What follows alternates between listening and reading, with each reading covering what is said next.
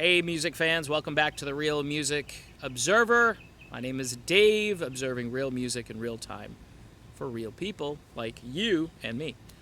A lot of talk still about Journey. Today I want to talk about the fact that Neal Schon on Twitter and pretty much everywhere seems re-infatuated with Steve Perry.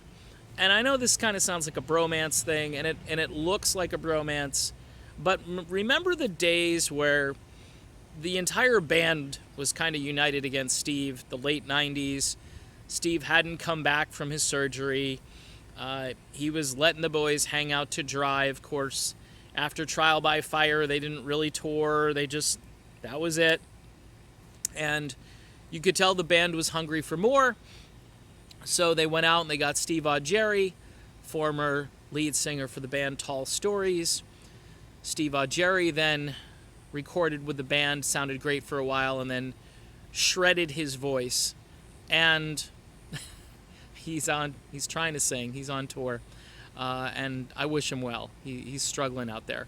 He's a good guy, though. I like him a lot. Just like Arnell. So we get Arnell. We bring him in. The honeymoon is over, I think, for Arnell. I think Arnell has done a serviceable, decent job. But I think he's far removed from being a Perry clone. You may say on that first album, the Revelation album, he did sound like Perry on some tracks. But there were some moments where, again, the phrasing, I always go back to phrasing, how you actually sing a lyric. And do you sing it the way Perry sang it? Do you reinvent it? Bill Champlin of Chicago used to reinvent everything he would sing, and he'd never sound the same on any given night. And if you're a Chicago fan, it would drive you batty. It would batshite crazy stuff. So that's why I'm not a big Bill Champlin fan. I think he was important to Chicago, but that's another video. So Neal Schon, he retweets, hey, look at, this is Steve Perry when we were younger. Fans send him photos, and you may think, oh, he's just trying to be nice and trying to be friendly. Think of it this way. Kansas just hired a guy a couple of years back by the name of Ronnie Platt to replace Steve Walsh, who more or less quit the band. And Steve's voice, again, another voice that was legendary but has seen better days, has got a lot of miles on it, and Platt comes in with all this energy. Imagine Kansas going around the country and saying, yep, let's dedicate a song to Steve Walsh. The band has moved on. The band has said, look, it's not that we don't like Steve, we appreciate Steve and so forth, but we want to showcase Ronnie. We want Ronnie to get the accolades. Ronnie is a great vocalist. Kansas recorded a brand new album.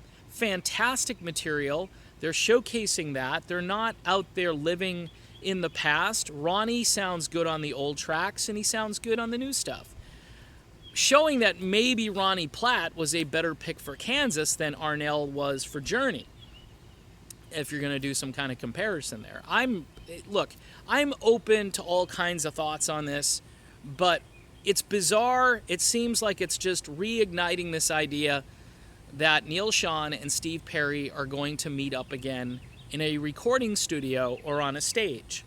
Now, if you're a huge fan of that idea, which many are, you are waiting for the end of this Journey tour. You're thinking, well, we saw that Neal wished John Wade a happy birthday. Rumors have it that they want to work on something like a blues-type project, which I think would be kind of cool. And as a music fan, I'd like that. But my guess, if I were a betting man, I think this whole Steve Perry thing is going to fizzle. And the reason I think it's going to fizzle is Steve's behavior. Steve's behavior has been consistent.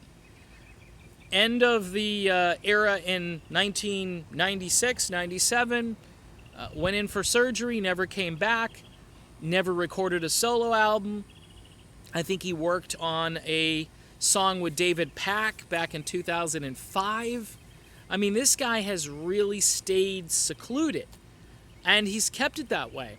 He's hinted here and there, and as he hints, his legend builds. When you don't see somebody for a long time, and then they show up at the Rock and Roll Hall of Fame, it just speculation just goes crazy. Now, did Steve sing at the Rock and Roll Hall of Fame? Nope, he didn't sing, and I predicted he wouldn't sing.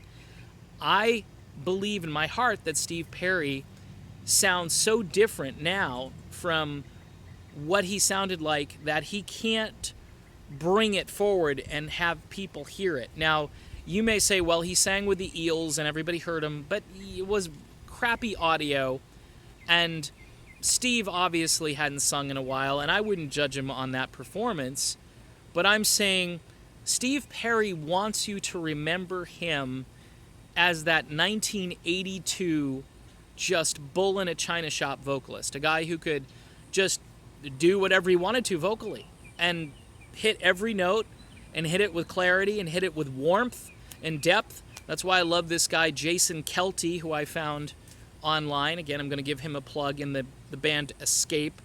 They're in Ohio, and they spell their band name just like the Journey album with the letters and the numbers. So you'll have to kind of figure that out for yourself. Just go look it up. It's easier than trying to describe it. But this dude's got warmth in his voice. It's not just this cold delivery of notes that I'm sounding like Steve Perry and I'm hitting all the right notes and my voice is in the right key and I've kind of got the right tone. This guy's got the low tone, the high tone, he's got the inflection, he's got the phrasing. It's the entire package deal. So go check him out. I was recently contacted by his guitar player. His name is Steve Raz, and I'm like, dude, you don't know how good this is. You just get some MP3s out there. Get a soundboard plugged in, please, for the love of Pete. Do it, man. You'll have even more fans, and I'll continue to plug your stuff right here on the Real Music Observer. But my final point of this video is that I don't think Steve Perry is going to work with Neal Schon. I mean, he may fool the world. Neal may convince him, hey, come out of the mothballs and do something.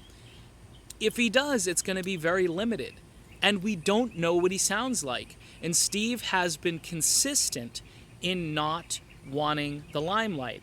He doesn't want people to hear what he sounds like now. That's my theory. I could be wrong.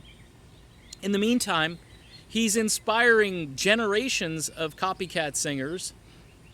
And I'm finding more and more people who want to be a Journey cover band or want to record an album that sounds like Journey music or a hybrid thereof. It's amazing what this guy has done for the music industry.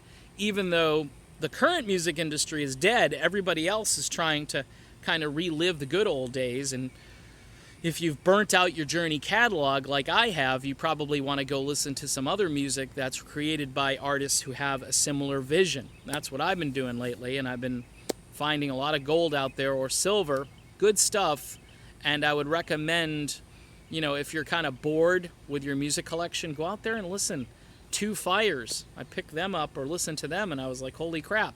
That Ramos project with Hugo Valente. It's Hugo and Ramos together. Ramos played in The Storm, and he plays with Hardline. These are all bands that are kind of on the family tree. So it gives you an opportunity to hear some new music and to kind of judge Journey based on all that stuff. And the bottom line is Journey in their heyday is still the greatest thing ever. And for my money, good Journey tribute bands who are keeping the music alive and being true and honest to the sound, that's the wave of the future. As far as Steve Perry goes, it's wait and see. My guess is that Steve is consistent and he probably won't come back. But I'm hoping I'm wrong. I'm Dave, and this is the Real Music Observer, and we'll observe real music again real soon. I'll talk to you then.